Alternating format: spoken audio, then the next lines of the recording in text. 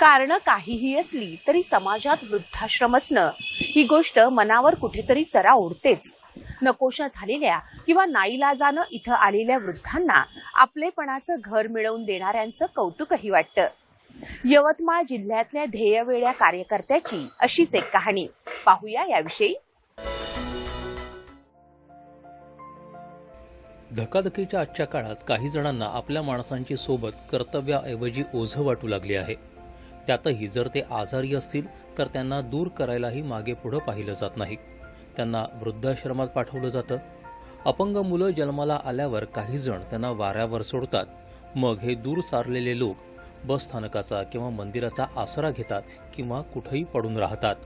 अत्यंत दयनीय अवस्थेत ते जीवन जगत असतात।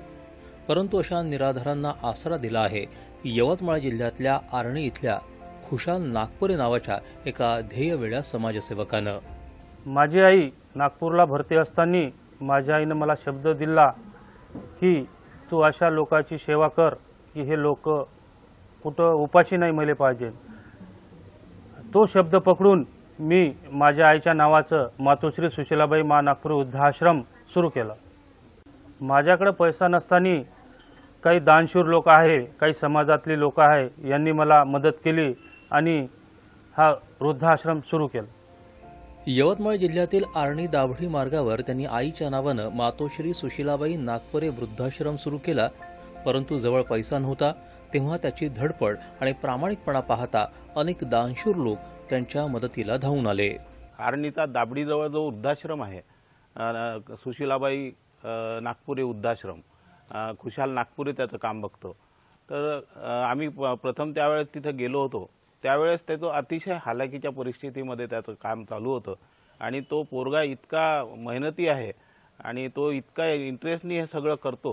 तर आम्हाला असं वाटलं की याला सगळी मदत मिळाली पाहिजे आणि त्या माध्यमातून आमच्याकडून जी मदत होते ती तर आम्ही केलीच, परंतु समाज माध्यमावर जेव्हा सुरेश भाऊंनी पोस्ट टाकली त्यावेळेस त्याच्यासाठी इतका मदतीचा ओघ सुरू झाला की आज त्याची परिस्थिती बऱ्यापैकी आहे। आणि तिथे या पावसामध्ये जे त्यांचे हाल मी बघितले तर ते मला खूप मनापासून दुःख झालं त्यांचा आणि मला असं वाटलं की ती जागा त्याच्यापाशी स्वतःची नाही आहे। तर त्यामुळे मला असं कळकळीत असं वाटलं की मी माझ्या काही मुलांना आणि माझ्या काही बांधवांना जवळ करून त्याला जागा उपलब्ध करून द्यावी असं माझा मानस झाला आणि या माणसावरून त्याला मी जागा जवळपास 3.5 एकर जागा उपलब्ध करून दिलेली आहे आणि माझी अशी इच्छा आहे की समाज बांधवांनी किंवा सगळ्यांनी पुढे येऊन त्याच्या वृद्धाश्रमाला हातभार लावायला पाहिजे। या वृद्धाश्रमाला आज तरी शासनाचं कोणतंही अनुदान नाही। आज या वृद्धाश्रमात 100च्या आसपास थकले भागलेले, डोळ्यासमोर अंधारी आलेले, हातापायांना थरथरी आलेले अनेक वृद्ध आश्रयाला आले आहेत। आणि मुलाच्या घरी जाणार नाही, मी माझ्या गणागोताच्या घरी जाणार नाही।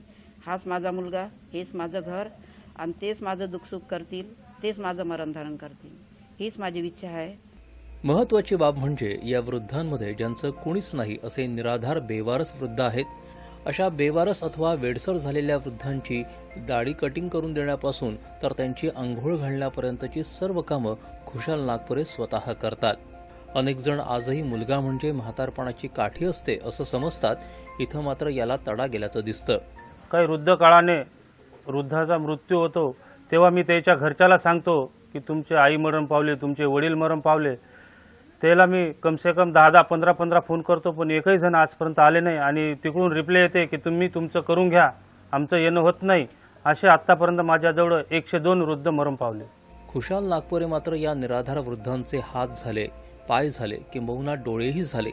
येथे वृद्धांच्या जेवणाची, राहण्याची व्यवस्था विनामूल्य आणि चांगल्या प्रकारे सुरू आहे।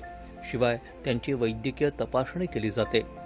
यवतमाळ इथल्या हरिओम भूत यांच्यासह अनेक सामाजिक कार्यकर्त्यांनी केलेल्या भरीव मदतीतून आता हाच वृद्धाश्रम पक्क्या इमारतीत स्थलांतरित होणार आहे।